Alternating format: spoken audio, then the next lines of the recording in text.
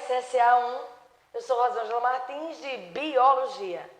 Dando continuação aos estudos, os trabalhos sobre ácidos nucleicos, nós vamos agora botar eles para trabalharem, tá? Agora tem um detalhe. Antes de começar a trabalhar, você tem que conhecer uma das principais funções do DNA. Ele se duplica e é incrível, porque por que ele vai se duplicar? Na verdade, quem vai nos dar esse respaldo, essa argumentação, é lá na divisão celular. O ciclo celular, as células, de um modo geral, elas encontram-se em intérfase para depois se duplicar. E é lá na intérfase, no período S, que o DNA tem que se duplicar. Mas por que, Rosângela? Ele tem que se duplicar. Porque posteriormente, passada a intérfase, as células, elas vão se dividir. E quando elas se dividirem, o código delas tem que permanecer. E aí que nós vamos ver um caráter semi-conservativo. Vamos dar uma olhadinha. Olha só, o DNA e a duplicação. Não perde uma questão, porque ele disse duplicação ou replicação. Mesma coisa, galera. Pior de tudo é quando ele usa essa sigla aqui, ó. Isso aqui é igual a DNA e uma arroba. Tipo, DNA se duplicando. São sinônimos, tá? Tudo isso aqui são sinônimos. Mas, de fato, como é que isso acontece? Eu botei o início de um exemplo aqui para dar uma acelerada. Em primeiro lugar, você tem que perceber que ele é duplo, né? Vocês lembram? Dupla. E que entre as bases nitrogenadas que compreendem ao nucleotídeo, não esquece, vou desenhar umzinho aqui só, olha só. Se isso daqui é a nossa base nitrogenada, não esqueça que antes está ligado à pentose, que vai estar ligado a um grupamento fosfato, tá? De uma cadeia. Na outra cadeia, nós teremos que ter um encaixe. E o encaixe, ele tem que seguir aquela ordem do ATCG. Que a gente fala de Agnaldo Timóteo, Gal Costa, enfim. Mas um ponto importante visto no bloco anterior foi que a adenina liga-se à timina, o Agnaldo Timóteo, mas por 2 pontes de hidrogênio. Isso você não pode esquecer. Olha lá, 2 pontes de hidrogênio. E eu te pergunto, qual é a outra base que deve estar do outro lado? Se você respondeu timina, acertou. Timina deve estar do outro lado para fazer o tal encaixe, tá? Segue de novo aqui a pentose e o grupamento fosfato. Então, se tem A, eu vou encontrar T aqui. Quantas pontes de hidrogênio? 2, beleza? Então, se eu tenho T, A. Se eu tenho C, G. Se eu tenho C, G. G, C. Se tem A, T. Se tem T, A. Fizemos as duas. Cabe agora colocar as pontes. Quantas pontes? AT, 2. CG, 1, 2, 3. Não interessa se inverteu. GC, 1, 2, 3. CG, 1, 2, 3. TA, 1, 2, 1, 2. Beleza. Agora, eu quero fazer a duplicação, Rosângela. Então, para eu fazer a duplicação, qual foi o período que eu falei para vocês? Período S. Da célula que se encontrava em intérfase. Antes do S é o período G1. O período G1, o RNA é que está trabalhando bastante. O DNA, possivelmente, já deve ter passado o código e ele fica lá nas produções, nas sínteses de proteína. Aqui já é a duplicação do código da fita, porque vai ser passado para outras células após as divisões. Então, eu tenho um período S, sabendo que antes nós estávamos com o período G1. Então, o período S, ele vai ter que duplicar. Então, para duplicar, nós precisamos separar a cadeia. Veja que as cadeias já estão separadas.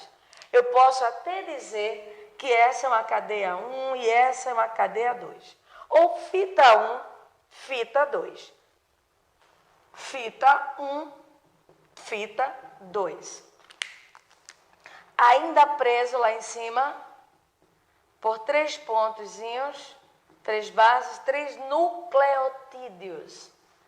Tem outra coisa que também a gente precisa rever, que é, não esqueça, que se você ingerisse hoje um pedaço de maçã, ou um vegetal, ou um pedaço de carne, enfim, não é de origem de um ser vivo? Se é a origem de um ser vivo, ele é formado por células. Se é formado por células, tem membrana plasmática, tem citoplasma e tem a área onde eu vou encontrar o material genético. Não é isso? Quando você ingere no processo de digestão, o alimento complexo, ele tem que sofrer quebras até formar a parte mais simples. Não esqueça que naquela célula da carne ou dos vegetais, também terá que sofrer um processo de digestão. E lá tem DNA, e ele será digerido até formar centenas de nucleotídeos. Nucleotídeos é o componente único, mais simples de um DNA. Não se enganem. DNA e RNA, eles, por mais que a sigla seja pequenininha, mas eles têm centenas e centenas de nucleotídeos. Esses daqui. Essa trinca aqui, tá? Centenas e centenas. Ou seja, DNA e RNA são complexos. Se são complexos, tem que ser digerido para poder passar para a corrente sanguínea e assumir sua forma mais simples. Então, prossigamos aqui que eu vou separar essa cadeia. Olha só. Para separar, já que eu desejo passar pelo período S, vejam que já está separado aqui o G, o C, o T e o A, separada duas cadeias, duas fitinhas, T aqui do ladinho, o A, o G, G porque é oposta, C, T e A, beleza? O que vai acontecer? Isso está acontecendo em um local que tem nutrientes. E, precisamente, se for numa célula procariótica, o hialoplasma terá que ser o responsável por essa duplicação. Se for numa célula eucariótica, é o nucleoplasma. É a área do suco nuclear que vai fazer essa complementação aqui. Ou seja, vai procurar o grupamento fosfato, a pentose e mais bases nitrogenadas. Carbono, hidrogênio, oxigênio, fósforo e nitrogênio. Tudo por ali no nucleoplasma. E vai começar a remontar uma nova cadeia. Então, olha só. Essas novas cadeias aqui, elas serão consideradas cadeias filhas. São novas. Foram formadas agora. E você já sabe onde aconteceu a formação. E constata-se agora que, mesmo passando por uma duplicação, foi necessária a certeza de evitar falhas. E observe que nessa duplicação aqui, nós continuamos com uma fita, conservamos uma fita da original, mas foi só uma fita, por isso que ele vai dizer que é um caráter semi-conservativo. Olha lá, conservativo. Outro ponto que a gente percebe é que você pode estar questionando, relembrando, que como é que acontece essa separação? Pessoal, mesmo sendo ácido nucleico, eu vou precisar de enzimas. Quem separa, quem junta, quem faz o processo de catabolismo, de anabolismo, são as enzimas. E no caso aqui, é o DNA polimerase. É ele que faz a separação das pontes de hidrogênio, liberando as duas fitas. Então vamos aqui, ó, colocando ele, seguindo e separando. Cuidado, tá? Esse daqui, vou botar aqui número 1, esse número 1, que é o DNA polimerase, enzima, rompe apenas as pontes de hidrogênio. Quando a gente fala do DNA, a gente também lembra de engenharia genética, tá? E tudo que está sendo feito, estudos, e cada vez mais se aprimorando, já é antigo, né? A produção de hormônio somatotrófico, o GH do crescimento, insulina também, mas como é que eu vou copiar a insulina? Em primeiro lugar, não é novo saber que toda a fita, todo o código da espécie humana já foi decifrado, o genoma. Basta agora romper essas cadeias. E aí já não mais será o DNA polimerase, tá?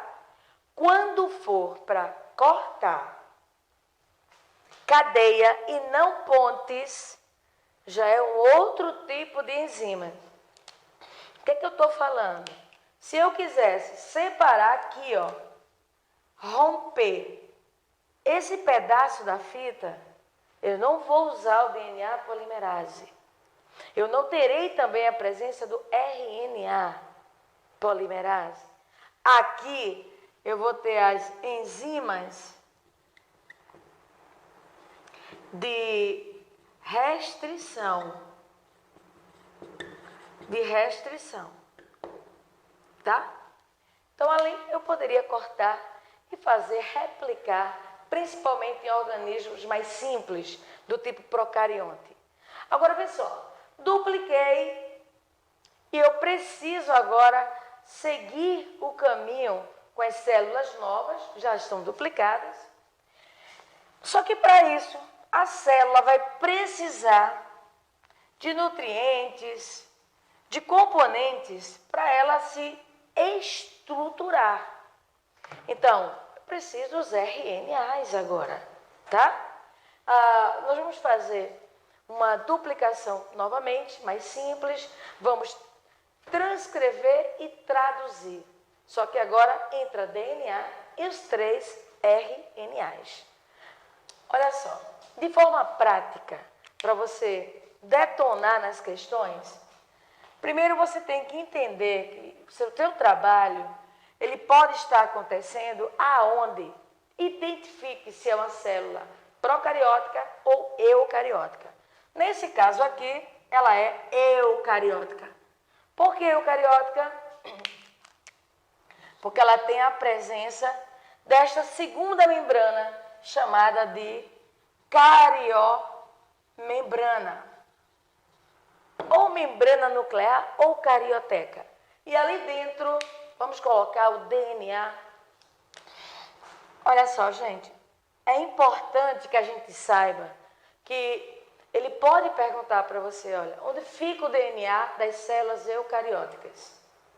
Eu posso encontrar no núcleo, mas também, aliás, eu vou encontrar no núcleo, mas também posso encontrar e vou encontrar em 3 organoides: mitocôndrias, cloroplastos, se for vegetal, e os centríolos, Os 3 organoides têm DNA, tá? No caso da célula aqui, eu encontro lá. Onde é que vai acontecer a duplicação? No núcleo. É isso que você tem que botar na questão, tá? Então, vou botar aqui, ó. Aí ele pode colocar aquele códigozinho. Ele vai lá, DNA, ó, tchum. Então, o que é que está acontecendo ali? Ele vai dizer, ó, está ocorrendo a duplicação. Como é que eu sei? Porque eu identifico esse código. Onde é que acontece? No núcleo. Vamos abrir agora essa fita. Abrir as cadeias, as 2 fitas separadas. Porque me interessa agora que passemos pelo próximo passo. O DNA agora ele vai passar o código. Ele é elite. Ele não sai dali. Quem vai ter que botar a mão na massa e trabalhar são os RNAs. Tá? Então, acredite. Lá no núcleo ainda, o DNA, ele vai passar o código para 2 RNAs. E quem vai chegar lá para pegar o código será o RNA mensageiro. Vai chegar lá tranquilamente, ó, RNA mensageiro. Então, eu posso encontrar RNA no núcleo? Posso. Qual RNA de uma célula eucariótica que eu encontro no núcleo? Mensageiro. Tá? Vou passar o código. Vamos escolher um código.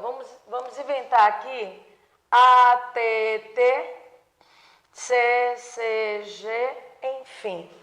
Essas 2 trincas de bases, elas serão passadas. Só que só poderão ser passadas de acordo com aquela sequência. Olha só. Se for DNA, só poderíamos ter adenina ligada à timina por 2 pontes. Guanina ligada à citosina por 3 pontes. Isso DNA.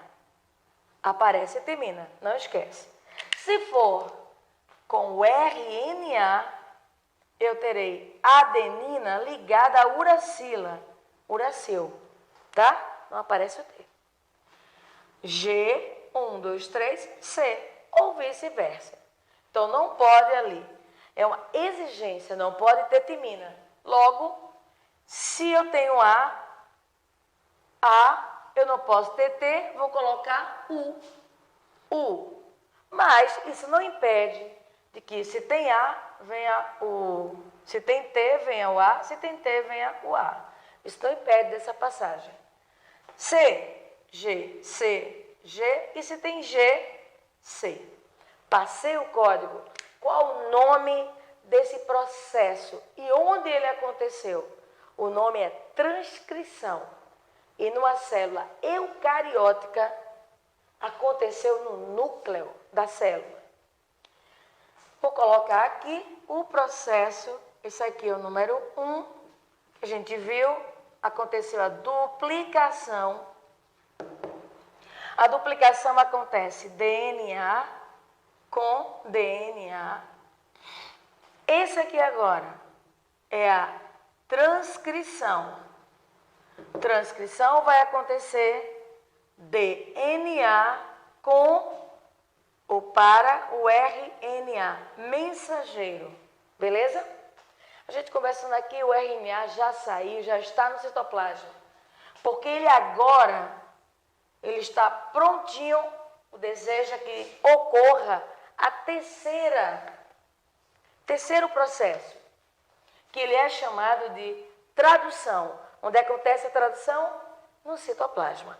Quem participa da tradução? 3 RNAs. O primeiro que traz é o RNA. Mensageiro está trazendo lá o código. Perceba que eu coloquei aqui trincas de bases. As trincas de bases, ou melhor, são passados para o RNA trincas de bases. Cada trinca de base representa um tipo de aminoácido, tá? De forma clássica, bem separado e identificado, cada trinca de bases um tipo de aminoácido. Então, olha só. Veio UAA. Essa trinca, eu já sei que é um aminoácido. Mas no RNA mensageiro, o que isso significa? Essa trinca no mensageiro, ela será chamada de códon. Então, eu coloquei 2 códons. O UA e o GGC. 2 códons. Se ele te pergunta, 2 códons compreende posteriormente a quantos aminoácidos? 2. Quantas bases nitrogenadas nós temos aqui? 1, 2, 3, 4, 5, 6 bases nitrogenadas. 2 códons. Futuramente, 2 aminoácidos.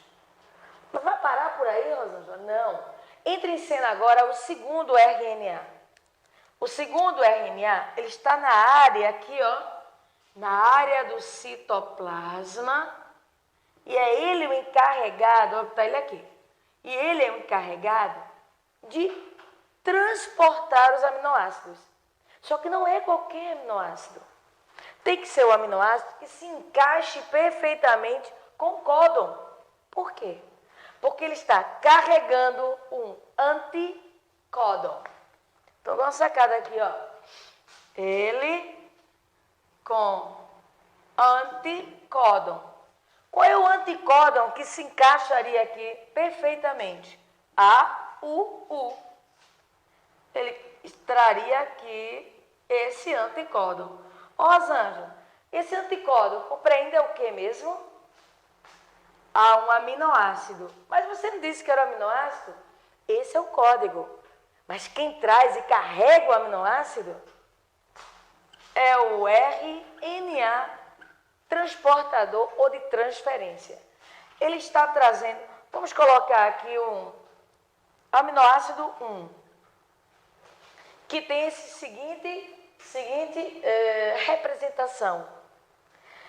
É exatamente esse que eu estava esperando aqui para encaixar, ó, o aminoácido 1. E o que acontece agora? Um outro RNA transportador vai trazer para cá um outro anticódon. Ô, Rosângela, mas vai ser o mesmo anticódon que o outro? Não. Outro anticódon pode até ser o mesmo aminoácido, mas ele já vai ser outro se ele tiver, pode ser o mesmo, eu digo o nome. Exemplo, pode ser uma alanina, só que a alanina, ela pode ter mais de uma representação. Olha aqui, CCG, eu vou dizer que é um aminoácido 2. Gente, isso vai acontecer várias vezes, centenas de vezes. E já sabe o que vai acontecer? Com a união dos aminoácidos, nós teremos no final do processo uma proteína. Só que para eu ter a proteína, eu não posso ficar apenas com esses 2 tipos de RNAs. Vou precisar do terceiro RNA. É ele que vai selar essa união entre os aminoácidos. Entre os códons ligados, encaixados, devidamente com um anticódon específico, que o RNA transportador transfere, vem agora a subunidade menor do ribossomo. Sim, do RNA ribossômico. Qual é a função do ribossomo? Síntese proteica. E é isso que ele está fazendo. Só que, cuidado, o encaixe do códon é a parte menor do RNA ribossômico. A parte maior, ela vai se encaixar no local onde existe o anticódon, o RNA transportador. E nesse momento vai acontecer a tal ligação peptídica. Aqui, ó, entre os aminoácidos. Ligação peptídica. Gente, isso vai acontecer inúmeras vezes. E nós vamos ter uma sequência de um RNA ligado a vários aminoácidos unidos, caracterizando uma proteína. Então, não esquece que ele vai cobrar para você quem participa, o nome, aonde, a finalidade.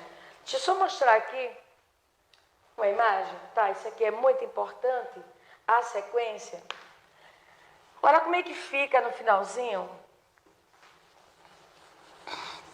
Você observa em uma célula, às vezes, em uma célula, gente, uma célula, qualquer uma, procariótica ou eucariótica, às vezes vai existir lá, olha, uma sequência aqui de ribossomos. Nesse momento aqui, eu chamo isso de polirribossomo. E o que está acontecendo nesse polirribossomo? O que é isso? É aquilo que nós estávamos vendo anteriormente.